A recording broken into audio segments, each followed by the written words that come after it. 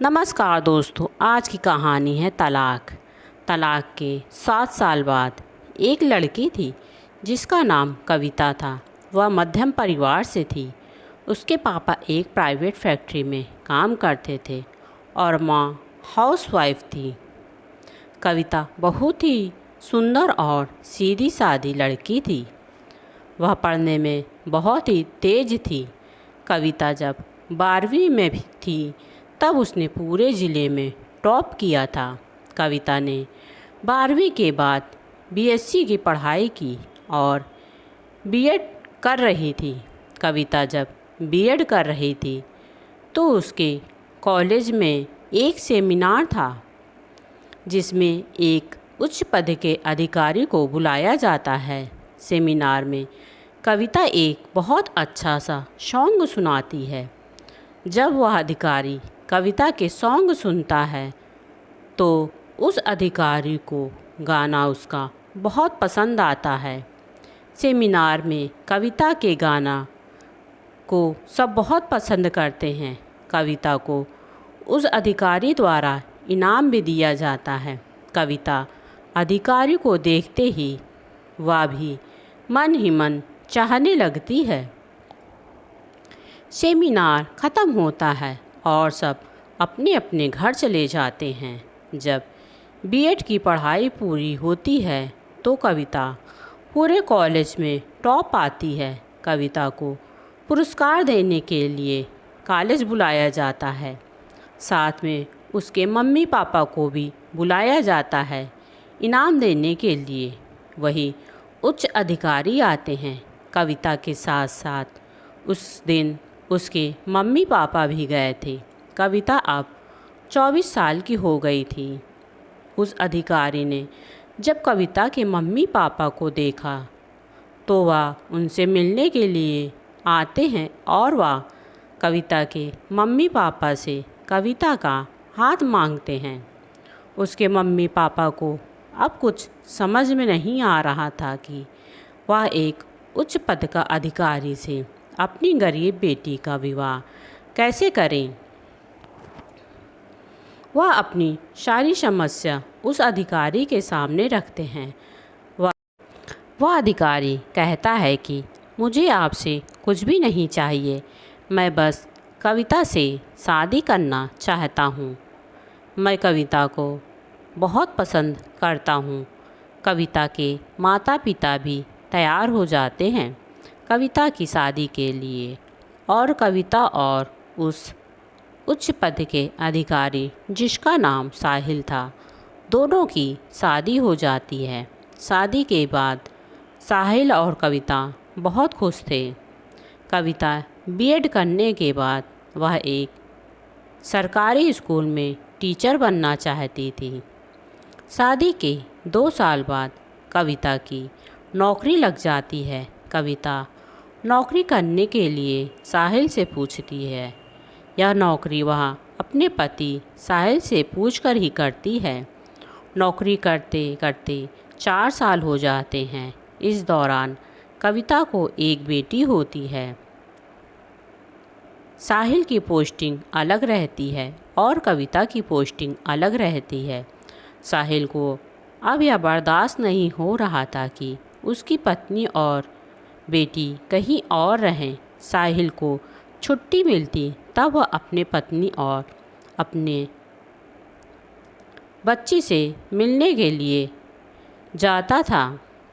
तब एक दिन साहिल ने कविता से कहा, कविता, जब तुम नौकरी नहीं करती थी और घर में ही रहती थी तो हम दोनों का बहुत समय अच्छे से बीतता था। कविता, क्या तुम यह नौकरी छोड़ नहीं सकती हो?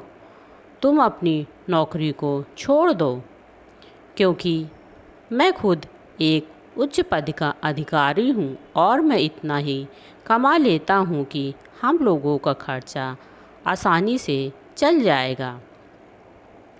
कविता साहिल की बातों से गुस्सा हो जाती है और साहिल से 15 दिन तक बात नहीं करती। साहिल कविता से बहुत ही ज़्यादा प्यार करता था। अब साहिल कविता को मनाने की कोशिश करता है लेकिन कविता कुछ गुस्से में थी और कुछ सुनने को तैयार भी नहीं थी। एक दिन कविता की बच्ची को बुखार आ रहा था। उसकी बहुत ही ज़्यादा तबीयत खराब थी। साहिल जब घर आता है तो देखता है कि उसकी बेटी की तबीयत ज़्यादा ख़राब है और कविता घर में नहीं थी, वह स्कूल चली गई थी। इससे साहिल और भी ज़्यादा गुस्सा हो जाता है। जब कविता घर आती है तो साहिल उस पर बहुत चिल्लाता है और कविता को 2 तमाचे भी मार देता है। गुस्सा होकर कविता घर छोड़कर अपने मायके चली जाती है। मायके जाने के बाद कविता को 20 दिन हो चुके थे। साहिल कविता को मनाने के लिए नहीं जाता और कविता चाहती थी कि साहिल उसे मनाने के लिए आए, लेकिन साहिल नहीं जाता। कविता 1 महीने बाद साहिल के नाम तलाक का पेपर भेजती है। साहिल जब तलाक के पेपर देखता है तो वह अचंभित हो जाता है कि कविता ने एक छोटी सी बात के लिए इतना बड़ा डिसीजन कैसे ले लिया। कविता और साहिल के तलाक के 3 साल हो चुके थे। साहिल उच्च पद का अधिकारी था तो उसे एक स्कूल में 15 अगस्त को झंडा फहराने के लिए बुलाया जाता है। साहिल तैयार होकर स्कूल जाता है। झंडा फहराया और स्कूल में छोटे छोटे बच्चे थे। स्कूल में बच्चों को मिठाई दी जाती है। साहिल जब छोटे बच्चों को मिठाई दे रहा था तो उसने एक छोटी सी बच्ची थी जिसे देखकर साहिल को अपनी बेटी की याद आती है। वह सब बच्चों को मिठाई देता है और उस बच्ची को भी मिठाई देता है। उस बच्ची को प्यार दुलार करता है। साहिल को अपनी पत्नी और बेटे की याद आने लगती है। उस बच्चे को देखकर साहिल की आंखों में आंसू आ जाते हैं। साहिल अपनी बेटी को बहुत प्यार करता था।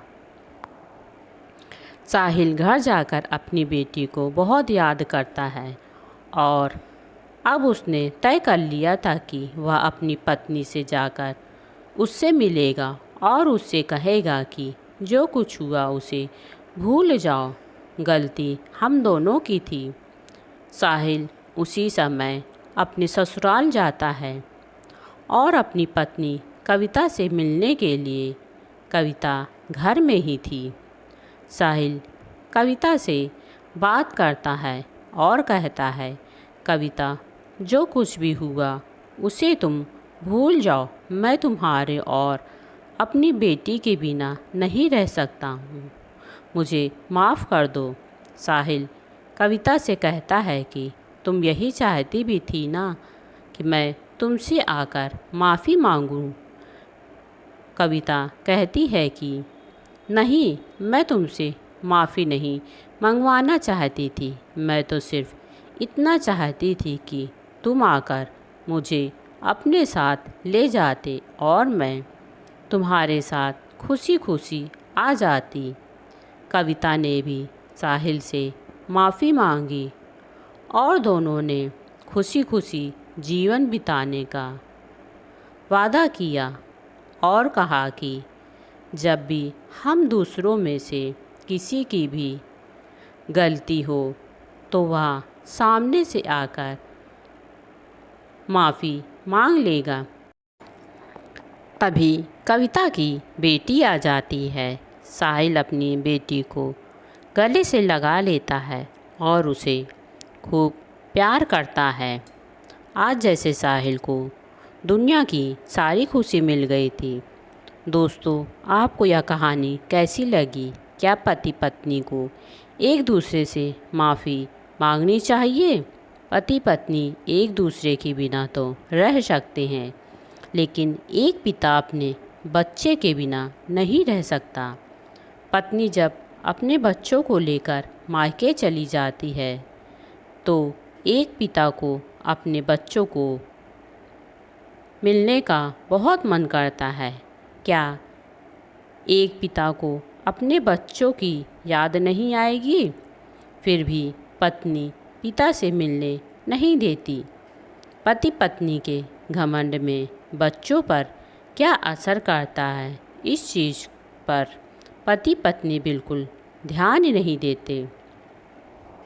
दोस्तों, आपको यह कहानी कैसी लगी? प्लीज़ हमें कमेंट बॉक्स में ज़रूर बताएं। अगर मेरी यह कहानी अच्छी लगी हो तो मेरे चैनल को लाइक, शेयर और सब्सक्राइब करें।